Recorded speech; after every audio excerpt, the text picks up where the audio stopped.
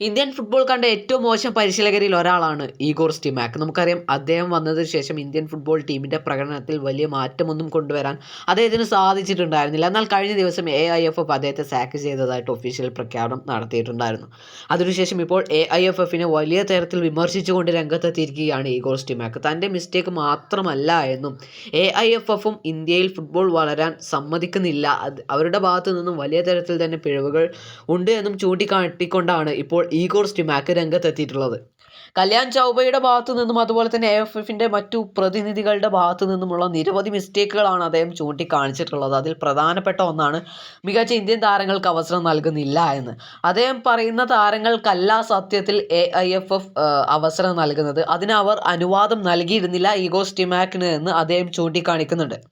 ഇങ്ങനെ AIFFിൻ്റെ ഭാഗത്തു നിന്നുമുള്ള തലപ്പത്തുള്ള ആളുകളുടെ മിസ്റ്റേക്കുകൾ ചൂണ്ടിക്കാണിച്ചുവെങ്കിലും കടുത്ത ഭാഷയിൽ തന്നെ വിമർശിച്ചുവെങ്കിലും Adrian Luna, Sunil Chhetri, Bartholomew Ogbeche തുടങ്ങിയവരെ വാനോളം പുകഴ്ത്തുകയും ചെയ്തിട്ടുണ്ട് ഈഗോർ സ്റ്റിമാക്.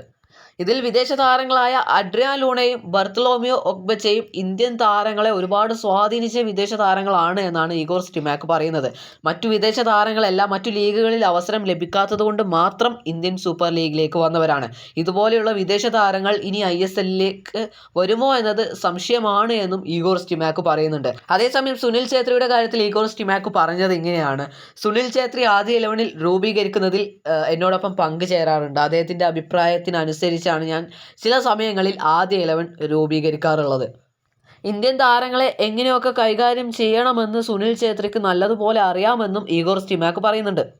ഈഗോർ സ്റ്റിമാക്കിൻ്റെ അഭിപ്രായത്തിൽ ഇന്ത്യൻ ഫുട്ബോൾ വളരണമെങ്കിൽ, അതായത് AIFF ഇനി ഇതിലെല്ലാം മാറ്റങ്ങൾ കൊണ്ടുവന്ന് ഇന്ത്യൻ ഫുട്ബോൾ വളരാൻ ഇനി 2 പതിറ്റാണ്ടുകളെങ്കിലും എടുക്കുമെന്നാണ് അദ്ദേഹം പറയുന്നത്.